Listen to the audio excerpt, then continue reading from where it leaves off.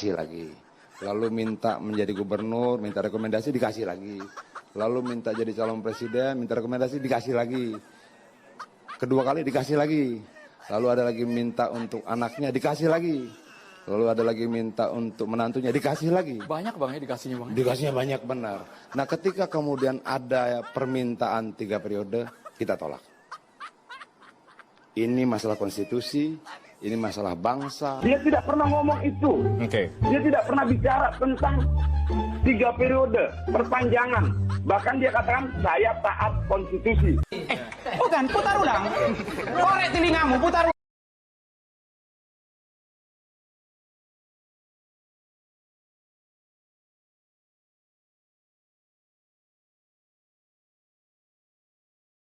Nanti kalau pengen teman-teman pengen interview atau pengen penjelasan tentang visi misi, nah ini nanti saya serahkan ke Pak Jubir dan Bu Jubir. Putar ulang.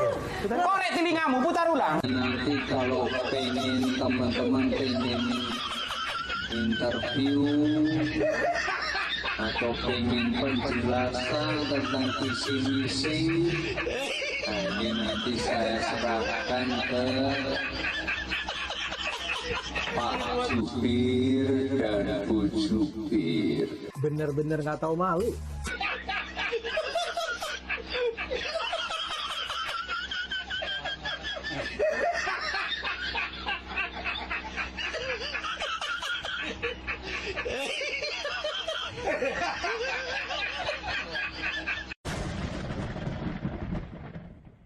Dalam negara hukum, kekuasaan diatur oleh hukum.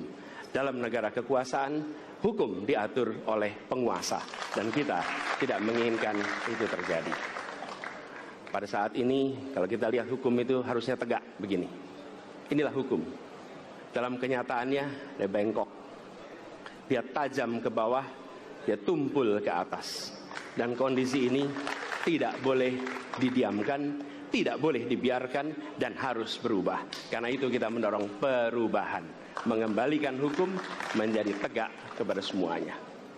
Dan bila kita saksikan hari ini ada satu orang milenial bisa menjadi calon wakil presiden, tetapi ada ribuan milenial generasi Z yang peduli pada anak-anak bangsa, yang peduli pada mereka yang termarginalkan. Ketika mereka mengungkapkan pendapat, ketika mereka mengkritik pemerintah, justru mereka sering dihadapi dengan kekerasan, dihadapi dengan benturan, dan bahkan gas air mata. Apakah kondisi ini akan dibiarkan? Tidak, kita harus. Saya rasa kita sama, rakyat Indonesia, saya, kita semua. Bahwa kita menginginkan sebuah negeri di mana praktek korupsi diberantas hingga tuntas. Pemerintah memberikan pelayanan yang terbaik. Dan kemudian kita menjunjung tinggi etika. Kita sama di situ. Karenanya saya ingin sampaikan kepada semua bahwa saat ini kita di persimpangan jalan. Antara tetap menjadi negara hukum di mana kekuasaan dikendalikan oleh hukum, atau kita menjadi negara kekuasaan di mana hukum diatur dan dikendalikan oleh penguasa. Oke? Dalam situasi itu saya ingin sampaikan ini adalah sebuah gerakan perubahan. Kita sama-sama. Kita ingin mengembalikan tetap menjadi negara hukum di mana kekuasaan dikendalikan. Dan saya ingin sampaikan bahwa etika dijunjung tinggi. Ketika terjadi pelanggaran etika, jangan bersembunyi di balik keputusan hukum. Justru kita harus mengatakan bahwa tugas dari pimpinan tertinggi memberi contoh. Bila ada pelanggaran etika, maka itu adalah mendasar. Bila tidak, maka ke bawah, ke seluruh rakyat, semua akan kompromi. Dan praktek orang dalam yang tadi saya sampaikan akan merusak sendi-sendi kehidupan bernegara kita. Rusak kita. Karena itulah penting sekali kita menjunjung tinggi etika. Dan itu dilakukan oleh siapa? Dari mulai calon presiden sudah diuji. Apa dia kompromi atau tidak pada etika. Okay? Lalu bagi anak-anak muda, anak-anak muda, kita semua menyadari pemilu ini tentang masa depan. Anda pemilih masa depan. Saya yakin Anda akan memilih yang serius untuk jadi presiden, bukan yang main-main untuk jadi presiden. Dan ketika kita berbicara tentang masa depan, maka saya ingin sampaikan kepada semua, kebebasan berpendapat akan dijamin. Kita tidak mengizinkan lagi situasi di mana orang takut. Maka itu saya sampaikan, Wakanda no more, Indonesia forever. Lagi. Lalu minta menjadi gubernur, minta rekomendasi, dikasih. Ini ada yang kemarin ngaku-ngaku Gus Durian, sekarang nggak datang Rakernas. Kenapa? Sibuk joget gemoy. Kalian itu paham nggak sih betapa susahnya? Aku tuh ya nyari kerjaan, beneran loh susah banget. Sekarang kan kita bisa lihat di sosmed itu, di TV, tiap hari orang ngantri untuk nyari kerjaan. Saking susahnya, anak-anak presiden itu sampai dicariin kerjaan sama bapak-bapaknya. Ada juga capres yang apapun masalahnya, mau masalah stunting, masalah Palestina, masalah segala macam, jawabannya cuma satu: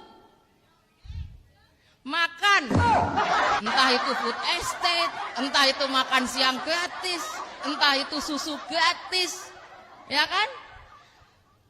Aku baca itu visinya, menuju transformasi, menuju Indonesia emas 2045. Wow, semua solusinya makan. Setelah tak baca, oh typo. Ternyata itu tulisannya transformasi menuju Indonesia gumus 2045.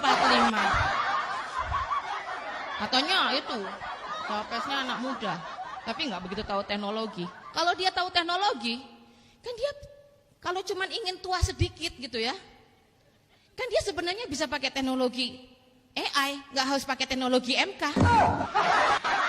Akhirnya aku memutuskan, aku mau mencari pekerjaan yang sesuai dengan aku, yang gampang bisa aku dapatkan.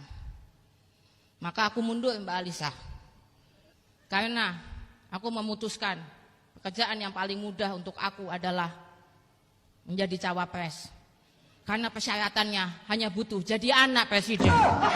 Jadi saya dan Aldi Taher bertekad meneruskan dinasti ayah saya. Maka saya akan mengumpulkan semua perangkat desa, semua perangkat kota, semua perangkat keras dan perangkat lunak untuk mendukung saya.